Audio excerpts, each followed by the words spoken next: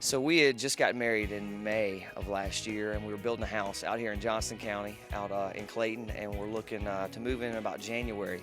And had heard from a lot of friends about C3, and man, you guys got to try this new church. It's just got built. It's a new building, man. Check it out. And we actually came to, I think, the very first service in the new building, grand opening, and came out, and it was we had just gotten our house built, so moved out here, and we'd been looking for a church. Had been to a bunch of different churches, and both kind of wanted the same thing.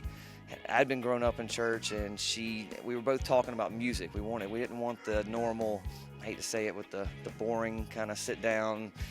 We wanted some power, some emotion, and on top of that, we wanted to walk out. And when we left after hearing the message, we wanted it to be something that we could relate to. A lot of times we felt like we heard a lot of words, but nothing made sense. And we came the very first week and walked in that door and was like, "Do you hear that? You hear that?" Music was going, and we were like, "All right, I like this already." And then Pastor Matt walked across the stage. I'm like, "All right, I like this dude already. He's rocking the jeans and the boots and the buckle." And he talked, and for the first time, man, we walked out, and we were like, the whole ride home was talking about the message. And it was actually something we could relate to. Like, all right, this guy literally took everyday life and hooked Jesus up with it, and then we walked out, and it made perfect sense. And it just was kind of crazy. We're building a house, looking for a church, talking about kids down the road and where we could raise our kids and somewhere we want to go. So one thing, I grew up in church and had a real good base through my parents and whatnot, but had kind of gotten away from it and was coming and actually starting to get things out of the message. And I could tell every week that we were coming, I could look over at Jess and I could tell there was something going on. And I was just like, man, I'm just going to sit back. And you could tell every week she was getting more and more out of the message, and we would talk about it on the way home, but I didn't say anything. And then all of a sudden we were here one weekend, and I believe Scott, the youth minister, was preaching that one weekend.